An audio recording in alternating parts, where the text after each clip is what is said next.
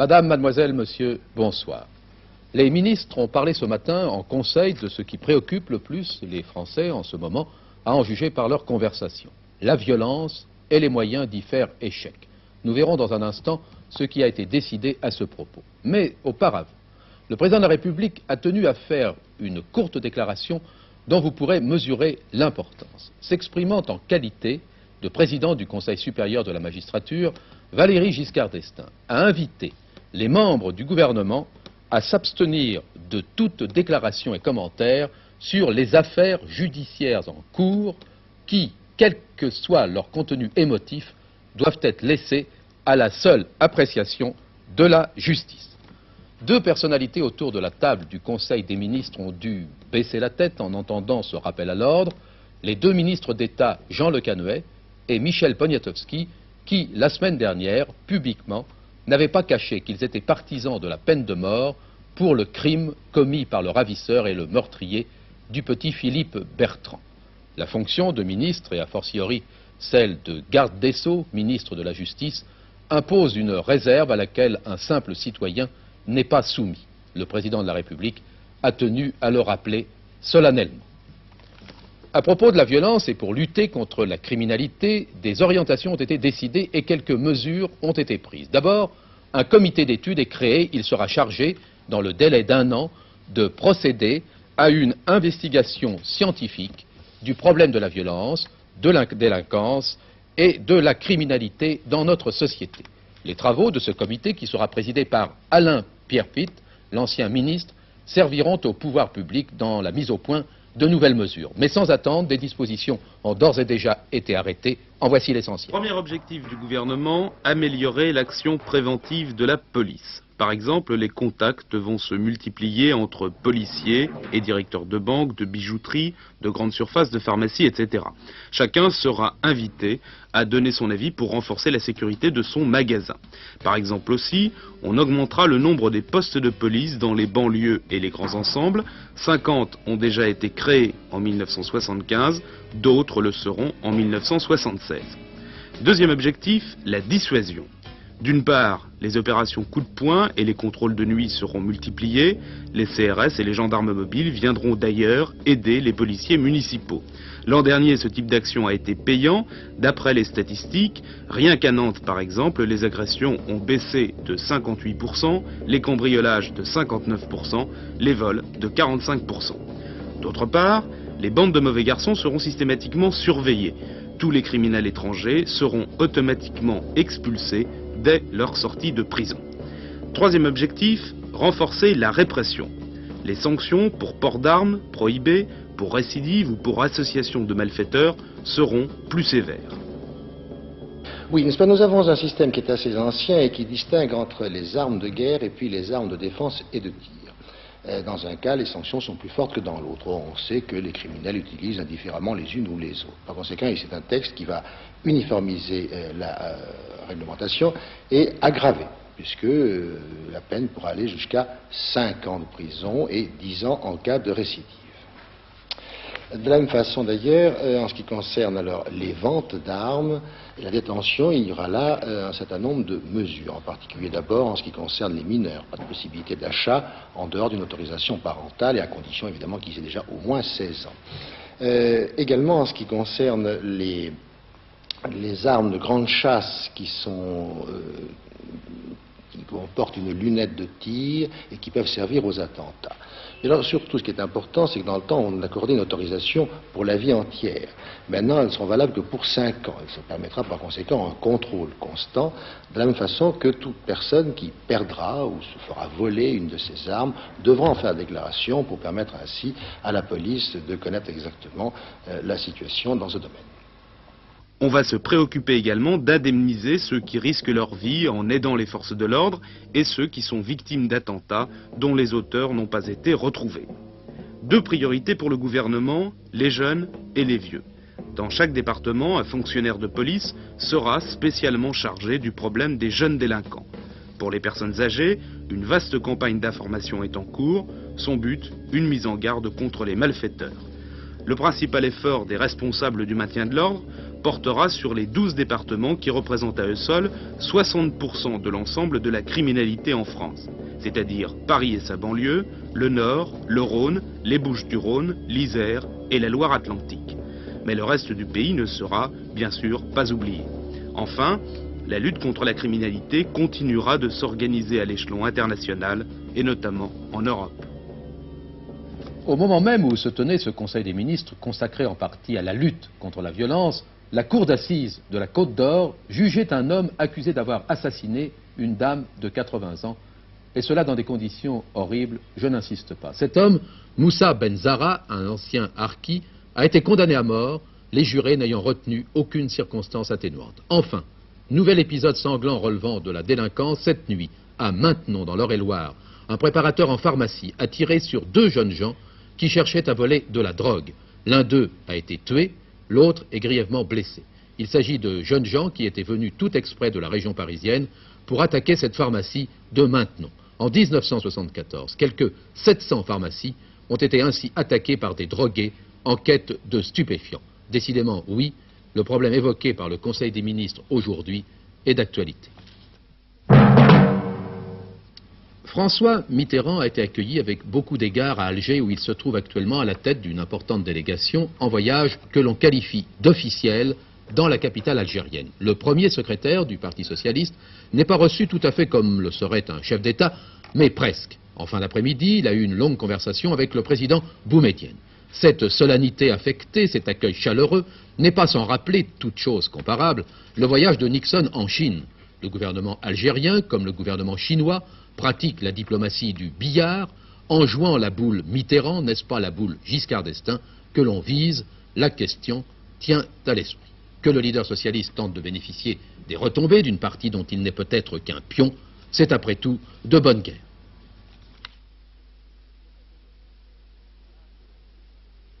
L'emploi du temps de la délégation socialiste avait été gardé secret jusqu'à l'arrivée.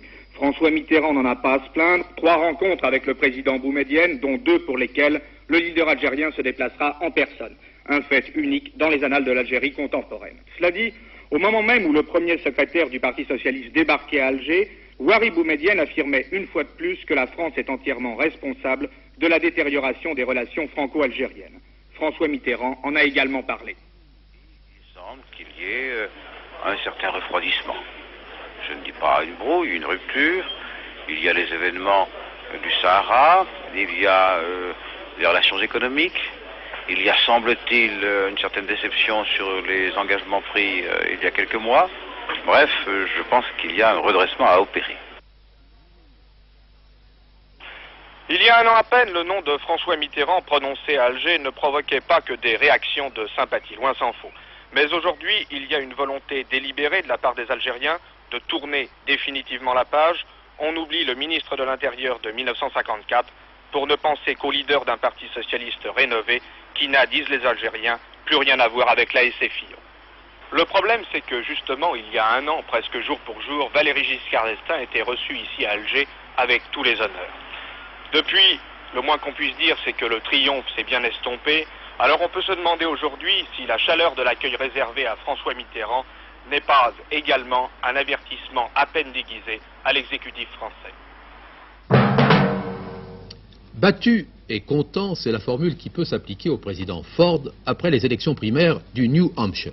En réalité, Gerald Ford l'a emporté sur son rival, Ronald Reagan, mais d'une marge si faible, 51% contre 49%, que son prestige de président en sera forcément affecté. Il n'empêche, Gerald Ford se déclare très satisfait du résultat, tandis que la presse américaine se demande si le Parti républicain n'est pas en train de perdre toutes ses chances, vu la personnalité de ses candidats à la candidature. Ces 2 rivaux de la journée d'hier, les voici. Le duel est engagé. Le président sortant, Gerald Ford, a pris son bâton de pèlerin et parcourt le pays en répétant « Je suis le meilleur, celui que vous attendez ». Mais Gerald Ford n'a pas été élu. Il avait été choisi par Nixon et il lui a succédé, tout naturellement si je puis dire, après l'affaire de Watergate. Il lui reste donc à convaincre. Il a pour lui d'être rassurant, posé, modéré, l'homme des compromis.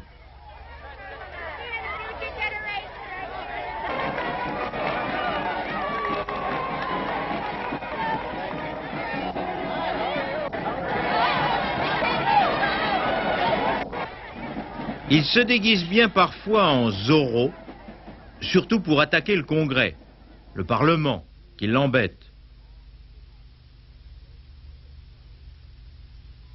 Mais il trouve à qui parler. Dans ce pays de western, c'était fatal. Ronald Reagan, 60 ans, l'homme de la loi, de l'ordre et de la force, ancien gouverneur de la Californie.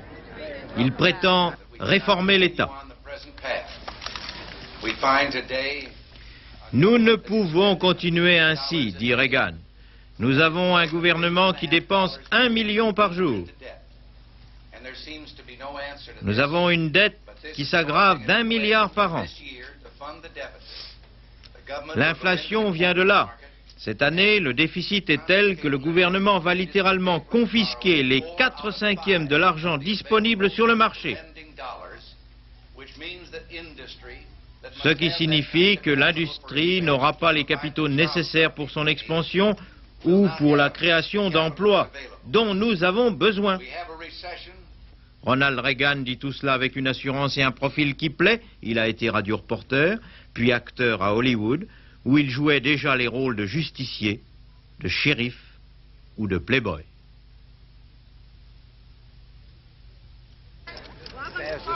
Il plaît. Un public de plus en plus dense, de plus en plus chaleureux, lui fait escorte. Pourquoi? C'est un phénomène assez étrange, mais l'Amérique libérale et quelque peu effrontée connaît aujourd'hui une vague de conservatisme, de rigueur, d'une importance insoupçonnée.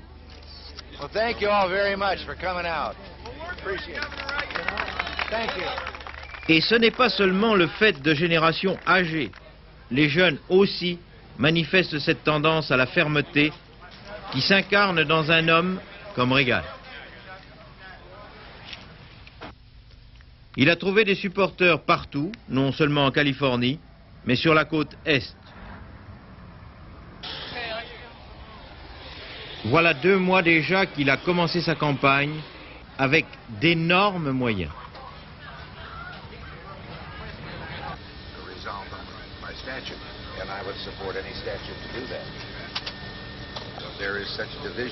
Le shérif Ronald Reagan est un adversaire redoutable pour le président Ford. Reste à savoir s'il serait un bon candidat face aux démocrates. Et ça, c'est moins sûr. Notons que chez les démocrates, justement, c'est Jimmy Carter, l'ancien gouverneur de la Géorgie, fermier de son État, que nous vous avons présenté avant-hier soir, qui largement l'a emporté hier sur ses rivaux. Cartéiste à vos pinces. Demain, pour la première fois dans l'histoire du sport hippique français, les parieurs sont conviés à trouver les 4 premiers chevaux d'une course. Il s'agit du premier quarté, dont l'idée avait été lancée il y a quelques mois pour venir à la rescousse du tiercé. Alors, les Français qui boudent le tiercé à 5 francs, se laisseront-ils tenter par cette nouvelle formule? Frédéric Crespin, le secrétaire général du PMU, dit qu'il sera déçu si le quarté de demain se situe au-dessous de 3 milliards d'anciens francs, mais ravi s'il dépasse 5 milliards. À première vue, le quarté paraît aussi facile à dénicher que le tiercé, mais à première vue seulement, car pour la course de demain, qui comporte 16 partants, vous avez une chance sur 43 680 de le trouver dans l'ordre. 22 ans après la création du premier tiercé, le quarté tentera demain de voler au secours du tiercé anémié depuis qu'il est passé à 5 francs. Difficile, compliqué, c'est ainsi que se présente ce premier quarté. D'abord, il y aura 2 tarifs, le quarté à 5 francs et le quarté à 3 francs au plus précisément, calculé sur la base de 3 francs. Voici les nouveaux bordereaux que vous devrez obligatoirement utiliser pour jouer au quarté. Ils sont de 2 sortes. Couleur abricot, c'est le quarté unitaire mise obligatoire 5 francs, rapport pour 5 francs. Couleur tilleul, c'est le quarté combiné, mais là les choses se compliquent, rapport pour 3 francs, mais mise minimum 15 francs pour 5 chevaux. Les rapports à présent, ils comportent 3 classes. Vous avez choisi de jouer le 1, le 2, le 3 et le 4. Ils arrivent dans cet ordre, vous touchez un rapport de première classe. Deuxième hypothèse, vous trouvez le premier, l'as, mais pas les autres dans l'ordre. Vous touchez un rapport de deuxième classe. Enfin, vos 4 chevaux choisis sont aux 4 premières places, mais dans un ordre différent. vous touchez un rapport de 3e classe. Mais attention, pour les 3 classes, vous touchez selon votre mise. Oui, il y a un enjeu différent selon qu'il s'agisse des quartets unitaires ou des quartets combinés. Alors pour toucher pour 5 francs, il faut effectivement faire des quartets unitaires, c'est-à-dire désigner 4 chevaux dans un ordre déterminé pour un enjeu de 5 francs. Toutes les combinaisons à partir de 5 chevaux et au-delà, 6, 7, 8 chevaux, etc., sont sur la base de l'unité de 3 francs. Et bien entendu, on touche pour 3 francs. Et bien entendu, on touche pour 3 francs. En somme, on a fait pour le quartet ce que l'on n'a pas voulu faire pour le tiercé. Le quartet simple coûte 5 francs, mais les quartets combinés, eux, ne coûtent que 3 francs. Oui, je pense que les combinaisons au quartet sont tout de même, auraient été tout de même plus chères que pour le tiercé, puisqu'il y a un plus grand nombre de combinaisons. Et j'estime qu'il était logique de proposer au public ces 2 formules, de façon que les paris de combinaison, qui intéressent quand même beaucoup les parieurs, ne soient pas à un prix trop élevé. Et pourquoi ne pas le faire pour le tiercé, alors? Il faudrait poser la question au pouvoir public. Ainsi, à l'exception de l'unitaire à 5 francs, le prix du quartet a été fixé à 3 francs, mais sans oser trop le dire. Au ministère des Finances et de l'Agriculture, on a pudiquement appelé cela des barèmes, parce qu'on refuse toujours de ramener le tiercé à 3 francs. Demain, avec 16 partants, il y aura 43 680 quartets possibles, c'est-à-dire autant que pour un tiercé comprenant 36 partants. De plus, les concurrents sont, c'est le cas de le dire, de chevaux de 2e ou 3e classe. Autant de raisons de croire que ce qui devrait être un divertissement ne soit finalement qu'un casse-tête.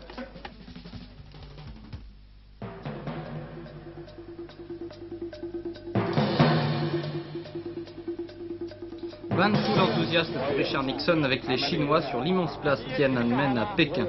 Plus encore que sa rencontre avec Mao, cet accueil chaleureux témoigne de l'importance donnée en Chine à la venue de l'ancien président des États-Unis.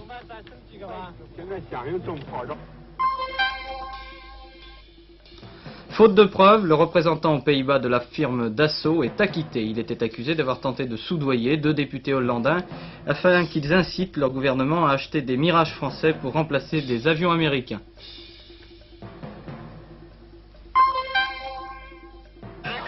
Fougères, les syndicats pas satisfaits des mesures proposées par les pouvoirs publics, 540 emplois nouveaux, mais toujours 1050 licenciements. Manifestation dans la rue et table ronde à la préfecture. Michel Cointat, maire de Fougères, veut assurer l'emploi.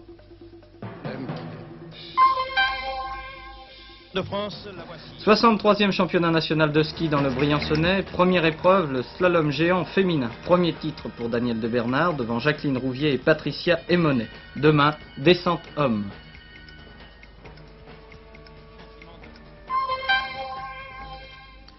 Eh bien, du ski au football, l'équipe de football Dynamo de Kiev n'a donc obtenu que le match nul devant l'équipe de Nantes hier soir 1-1. Et cette performance des Nantais, c'est finalement peut-être un mauvais service rendu à l'équipe de Saint-Étienne qui, en quart de finale de la Coupe d'Europe des clubs champions, doit rencontrer la semaine prochaine le club ukrainien. Dynamo de Kiev, équipe vedette en URSS, a-t-elle donné le meilleur d'elle-même? C'est aux dirigeants du club stéphanois d'apprécier. Ils étaient venus intentionnellement hier à Nantes voir de près comment jouaient et se comportaient leurs adversaires de la semaine prochaine.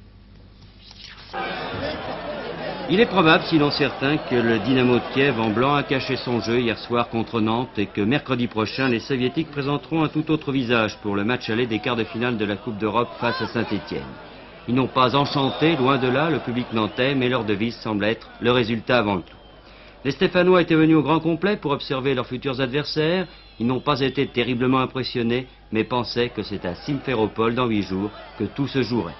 Là-bas, il faudra encaisser un minimum de buts. Je pense que c'est une équipe qui est extrêmement dangereuse quand elle se trouve dans son camp. À ce moment-là, elle cherche l'ouverture, elle est toujours à l'affût de la moindre faille et dans ces conditions, elle est extrêmement dangereuse. Il ne faut pas se laisser endormir par un jeu très latéral parce qu'il y a beaucoup de gens au milieu du terrain. La défense paraît solide aussi. La défense est extrêmement solide puisque Nantes éprouve les pires difficultés à se trouver en position de but. C'est l'ogre annoncé, d'après vous? Alors vous savez, je crois que c'est une équipe qui a beaucoup d'expérience malgré ce que l'on peut penser. Et déjà, Robert Herbin pense à la future tactique qu'il emploiera pour jouer cette équipe de Kiev? Il faut d'abord assimiler ce qu'on vient de voir pour y penser. Tout le monde avait les yeux fixés sur le numéro 11 soviétique, Blokin, sacré meilleur joueur européen cette année. Il a montré quelques facettes de son talent, vitesse, inspiration et dribble, mais Gérard Janvion, qui sera son adversaire direct, était quand même assez confiant. Je vois qu'il est extrêmement rapide, comme on l'a dit, et d'autant plus quand il n'est pas manqué de points, il passe balle au pied, il a des crochets redoutants. Je crois qu'il faut le prendre de très près, de le suivre de partout, et c'est comme ça j'arrive à le stopper. Il vous a impressionné? Oh, ici, je pense pas qu'il s'est livré totalement, mais seulement, il reste quand même, il m'a pas impressionné, mais il reste quand même un grand joueur par ses démarrages. Mais je crois que je pourrais le prendre, ouais. Il vous fait pas peur? Non, il me fait pas peur, pas du tout. Pourquoi? C'est pas le diable. On voit que l'expérience européenne fait son chemin chez les Stéphanois qui ont désormais conscience qu'ils peuvent traiter d'égal à égal avec n'importe quelle équipe et pourquoi pas avec le Dynamo de Kiev. Eh bien, heureux habitants de la région sud de la France, il a fait très doux en effet dans cette région, il y a eu du soleil aujourd'hui, alors qu'ailleurs, eh bien, les températures n'ont pas finalement marqué de hausse sensible. Demain, le temps ne changera guère et restera en général plutôt doux. Il fera beau en montagne et près de la Méditerranée encore, tandis que sur les autres régions, les brouillards et les nuages seront abondants et parfois tenaces, surtout dans les vallées de l'intérieur. Mais le soleil apparaîtra sur de nombreuses régions. À 23h ce soir, rendez-vous avec Maurice Werther, mais auparavant, notre magazine, c'est-à-dire qui aura comme grand témoin ce soir André Bergeron. Bonne soirée donc à tous et à demain.